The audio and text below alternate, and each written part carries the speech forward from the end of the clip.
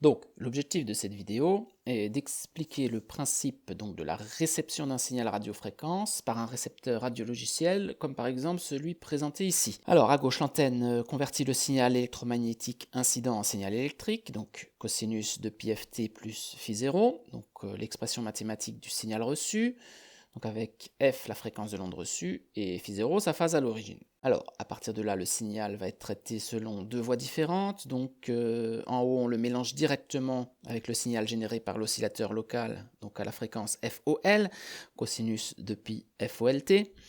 En général, on cherche à ce que le signal généré par l'oscillateur local soit exactement à la même fréquence que la fréquence de la porteuse de l'onde reçue. Bon, en pratique, c'est pas toujours facile d'accorder de manière exacte ces deux fréquences. Bon, pour la suite, on va considérer que ces deux fréquences sont légèrement différentes, mais assez proches. Alors, quand on multiplie deux cosinus, cosinus A, cosinus B, il apparaît un terme avec la somme cosinus A plus B et un terme avec la différence, donc cosinus A moins B.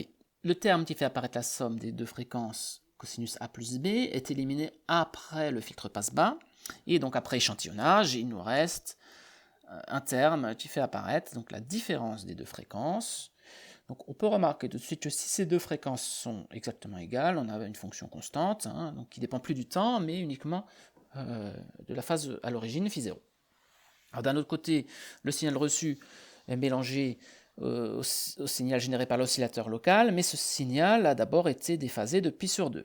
Alors le déphasage de pi sur 2 produit un terme en sinus. Et un peu de la même façon, donc on se retrouve avec un deuxième signal échantillonné, mais qui lui est déphasé de pi sur 2 par rapport au précédent. On parle de signal en quadrature, donc la voie Q.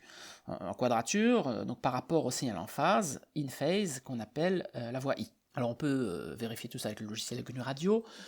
Ici, il s'agit d'une simulation. Le bloc RTLSDR source permet donc de régler les paramètres de réception, notamment la fréquence de l'oscillateur local, le gain de réception. Le Qt Guide Time Sync va nous permettre de visualiser donc, les signaux dans le domaine temporel. Donc on observe bien ici deux signaux en quadrature. Donc le signal 1 correspond à la voie I et le signal 2 à la voie Q. La période des signaux ici correspond à l'inverse de la différence entre la fréquence du signal réceptionné et la fréquence du signal de l'oscillateur local FOL.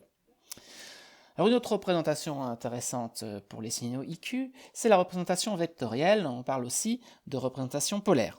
Alors, dans cette représentation, on place donc en abscisse la voie I et en ordonnée la voie Q.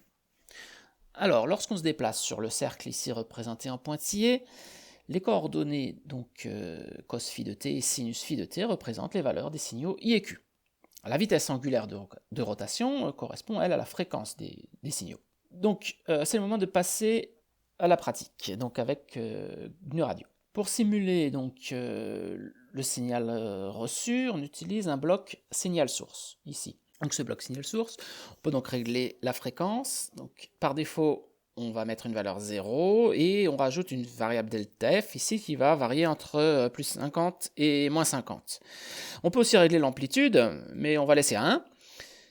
Et donc de la même façon, on va régler ici donc, la phase à l'origine, donc par défaut 0, et on rajoute ici initial phase, une variable qui varie entre moins pi et plus pi. Alors, on valide, et pour faire plus joli, on va rajouter un bloc ici noise source, qui va rajouter un bruit donc aléatoire sur nos signaux. Et de cette façon, voilà, la simulation aura un air un peu plus réel et ça va donner un peu plus de consistance à nos symboles. Donc on visualise ici donc sur un bloc Qt Guide Time Sync, donc la représentation temporelle, et donc la représentation polaire, IQ, sur le bloc Qt Guide Constellation Sync. Alors observons ce qui se passe.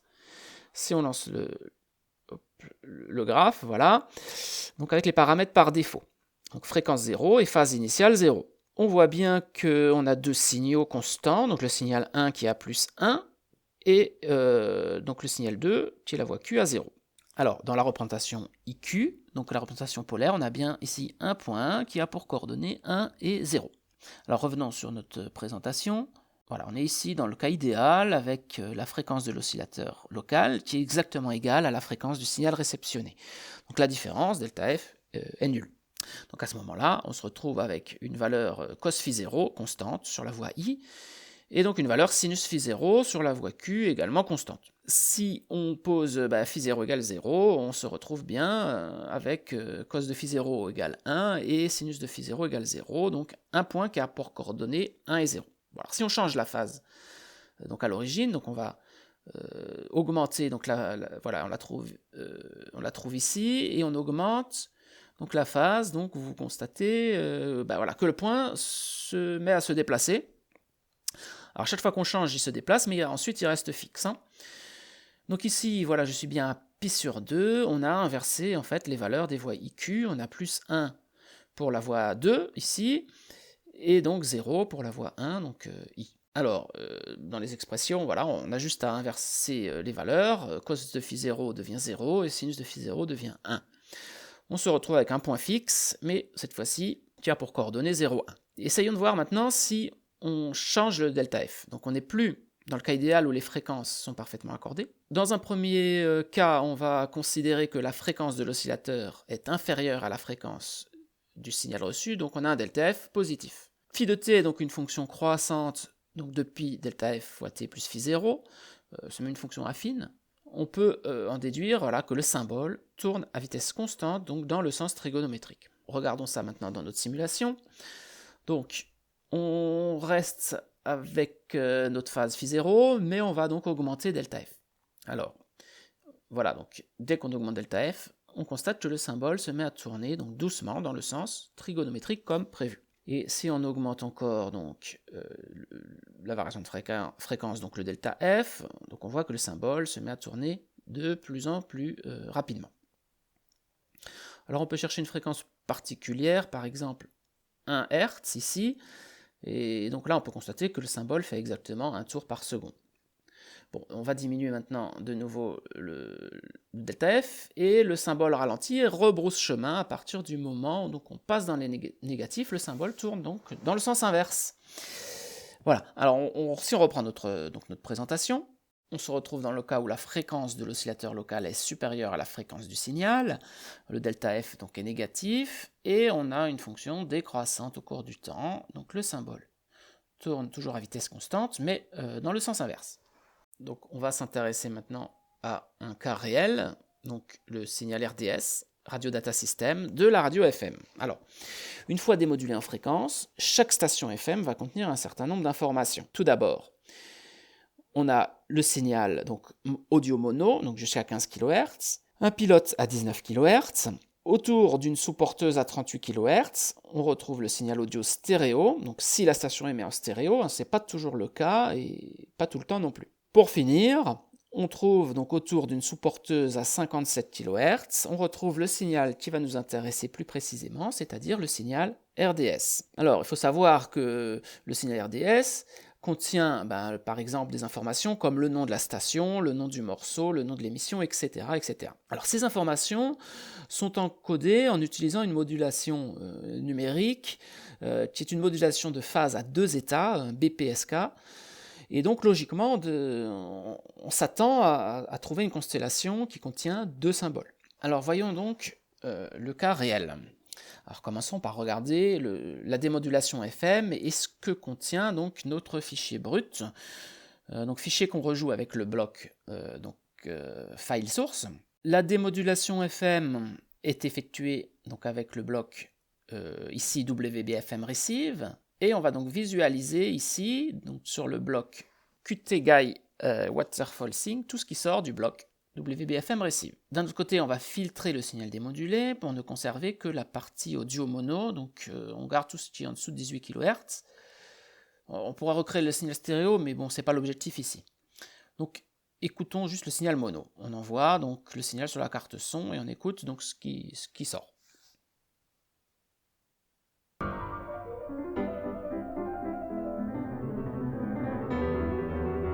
Donc on voit bien les informations audio mono, ici ce qu'on est en train d'écouter, entre 0 et 15 kHz, le pilote à 19 kHz, et les infos stéréo autour de la sous-porteuse à 38 kHz. Et ici, autour des 57 kHz, on retrouve donc les informations RDS, donc ce qu'on va essayer de récupérer. Bon, petite remarque au passage, on pourrait se demander s'il n'y a pas un petit problème et si on n'a pas une accélération dans ce qu'on entend. En fait, non, hein. C'est vraiment la bonne vitesse. Le musicien joue vraiment à cette vitesse. En fait, la première fois que j'ai écouté, je me suis quand même demandé si j'avais pas laissé un facteur 2 quelque part et que la vitesse était multipliée par 2. Mais non, c'est vraiment cette vitesse à laquelle il joue. Voilà, on ferme la parenthèse et on revient sur notre signal RDS. Je vais désactiver toute cette partie ici. Voilà. Et je vais donc réactiver petit à petit les blocs qui nous intéressent. Ici, on recommence la démodulation. Alors pour récupérer le signal RDS, on a vu qu'il se trouvait sur une sous-porteuse à 57 kHz. Donc on va effectuer une translation de fréquence. Donc pour amener le signal en bande de base, donc on le décale de 57 kHz ici. Donc on rajoute la variable delta f, qu'on pourra faire varier ensuite, donc ici on le voit, entre moins 10 et plus 10 Hz. On ne va pas parler tout de suite de la boucle de Costas, donc on envoie directement le signal qui sort du X-Lating Filter dans un filtre de mise en forme, ici de type Root-Raised Cosine Filter, que j'active ici, et donc de ce côté on va visualiser les variations temporelles de la phase grâce au bloc Complex to Arg et Qt Timesync. Alors de l'autre côté, on utilise un bloc qui va synchroniser sur les symboles et donc les afficher dans le plan IQ donc grâce au bloc Qt Constellation Sync. Alors donc on va lancer ce programme et on va regarder ce que ça donne. On voit tout de suite qu'il n'y a pas de synchronisation des symboles dans la constellation. Les symboles tournent très vite, on n'a pas le temps de les voir. Alors c'est conforme à ce qu'on observe également ici, donc quand on regarde la phase au cours du temps.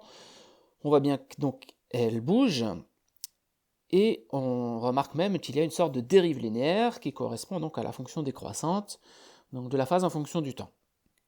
Alors ici, on peut se douter qu'on est déjà trop haut, et donc si je continue d'augmenter le delta F, vous voyez qu'on aggrave la situation. Donc ici, on est à plus 10, et donc on n'est pas dans le bon sens, on s'éloigne.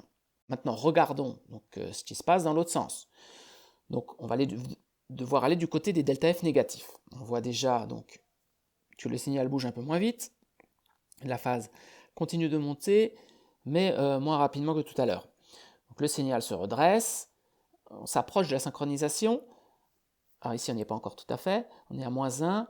À partir de maintenant, on observe donc une séparation des points sur le diagramme polaire. On peut voir deux zones qui pourraient ressembler à nos symboles. Alors, il faut quand même faire attention à une chose. Il ne faut pas interpréter tout de suite le sens de rotation, puisque ici on pourrait penser que le sens est trigonométrique. Alors il faut tenir compte du rafraîchissement donc de l'affichage du bloc, et qui produit en fait un effet stroboscopique. Donc on va diminuer encore donc cette fréquence, et on va donc passer cet effet stroboscopique. Et là maintenant on voit la rotation attendue, donc le sens inverse du sens trigonométrique, puisqu'on est au-dessus donc de la fréquence attendue. On est encore trop haut, donc on continue de diminuer. On remarque que la rotation des symboles donc va de moins en moins vite, donc les symboles ralentissent, et donc on va essayer de trouver le moment où ils sont parfaitement immobiles donc, dans la constellation. On va essayer donc de trouver cette fréquence exacte. Alors vous voyez que là, on l'a un petit peu dépassé, puisque les symboles se mettent à tourner, mais dans l'autre sens. Alors évidemment, si on continue, ils vont aller de plus en plus vite, mais dans l'autre sens. Donc on revient un petit peu en arrière, jusqu'à trouver, donc voilà, moins 2.52, on n'est pas loin de la synchronisation. Bon, moins 2.53, on n'est pas trop mal. Voilà, alors bon, ça peut encore bouger, donc il faut jongler entre ces deux valeurs. Bien sûr, cette synchronisation à la main ne sera jamais parfaite. Même si on pouvait être encore plus précis, il se peut qu'il y ait des variations, des fluctuations qui soient dues à la qualité du récepteur, à la température, etc.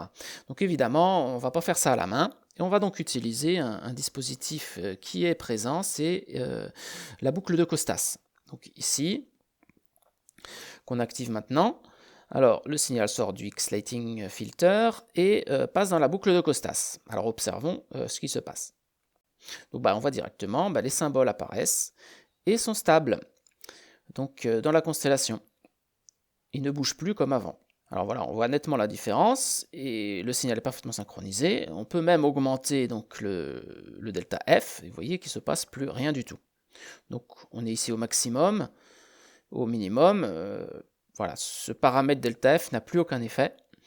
Et donc la boucle de Costas fait bien son travail. C'est elle donc, qui en permanence mesure la différence de fréquence et donc la compense. Voilà donc pour cette petite manipulation qui illustre le fonctionnement de la boucle de Costas. Donc, bon, alors pour terminer, on pourrait se demander, essayer de chercher quelles sont les informations qui sont contenues dans ce signal RDS. Alors évidemment, ce n'est pas l'objectif de cette vidéo, parce qu'il y a encore pas mal de travail à effectuer, mais bon, si jamais ça vous intéresse, vous pouvez continuer, tenter donc vous-même le décodage, mais là, il va falloir se servir, là, par exemple, des références. Au passage, on connaîtra le nom de la station qu'on a entendue et le nom de l'émission précédente. Voilà, donc on se quitte là-dessus en observant le décodage.